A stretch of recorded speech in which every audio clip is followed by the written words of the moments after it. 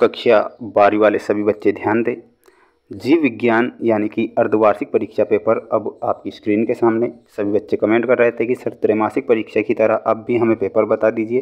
तो प्यारे विद्यार्थियों, आपके कहने पर ऐसा क्वेश्चन पेपर मैं अर्धवार्षिक परीक्षा के लिए लेकर आया हूं जो आपकी परीक्षा में छप जाएगा। बिना समय गवाए आइए शुरुआत करते हैं हमारे प्रश्नों से जो आपकी परीक्षा में 101% देखने को मिलेंगे। देखिएगा, क्वेश्चन यहाँ पर आपसे पूछे गए हैं। सबसे पहले आप देख सकते हैं सही विकल्प वाले प्रश्न में बताऊंगा। इन सभी प्रश्नों को अपनी कॉपी में नोट कर लेना है। मनुष्य होता है, तो प्यारे विद्यार्थियों मनुष्य कैसा जीव है? मनुष्य जरायुज जीव है। ठीक है, तो यहाँ पर आपको जरायुज बताना है। क्रोमो शब्द किसने प्रस्तुत किया था? क्रोमोसोम जो शब्द है वो प्रस्तुत करने वाले थे वाल्डेयर। तो यहाँ पर आपका वाल्डेयर करेक्ट होगा। प्यारे विद्यार्थियों, 100% ऐसे प्रश्न मैं बता रहा हूँ जो कि हमारे द्वारा बनाया गया पेपर है और 100% मोस्ट प्रश्न हमने निकाले हैं जो परीक्षा में आते हैं। त्रैमासिक परीक्षा में भी हमने मोस्ट प्रश्न निकाल के ही वीडियो बनाए थे और 100% वही प्रश्न आए थे जो कि हमने बताए थे। एड्स में देखिएगा, मानव में एड्स विषाणु कैसे प्रवेश करता है? रक्त के द्वारा। नाइट्रोसोमोनास व नाइट्रोबैक्टर जीवाणु हैं, तो यहाँ पर आपको बताना है नाइट्रीफाइंग। ठीक है, अब हम बढ़ेंगे अगले प्रश्न की ओर। चैनल पर नए हैं और वार्षिक परीक्षा तक ऐसे प्रश्न आपको पढ़ना है तो चैनल के साथ जुड़ जाइए, क्योंकि प्यारे विद्यार्थियों ऐसे प्रश्न बता रहा हूं जो कि परीक्षा में आएंगे। गेहूं क्या है? गेहूं एक बीज है। ठीक है, तो यहाँ पर आपको बीज करेक्ट उत्तर के रूप में ध्यान रखना है। वार्षिक परीक्षा में भी प्यारे विद्यार्थियों पिछले वर्ष की तरह इस बार भी ऐसे ही प्रश्न बताऊँगा वार्षिक परीक्षा तक जो कि परीक्षा में आते हैं। पौधों में से फल का विकास होता है। पौधों में अंडा से फल का विकास होगा। किससे होगा?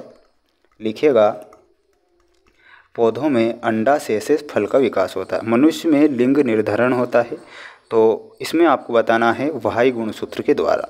वाही गुणसूत्र हेपेटाइटिस रोग के द्वारा होता है। तो हेपेटाइटिस जो रोग है प्यारे विद्यार्थियों, ये एक विषाणु जनित बीमारी है हेपेटाइटिस।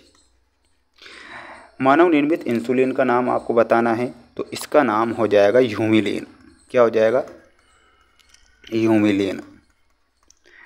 काजीरंगा अभयारण्य के संरक्षण से संबंधित है, तो ये जो संबंधित है वो गेंडा से संबंधित है, तो गेंडा बताना है।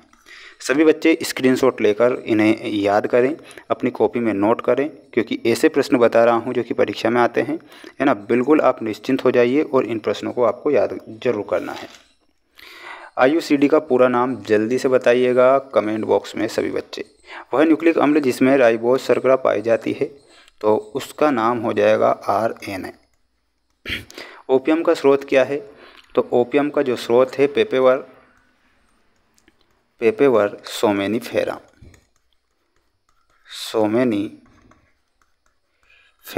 पेपेवर सोमेनिफेरम।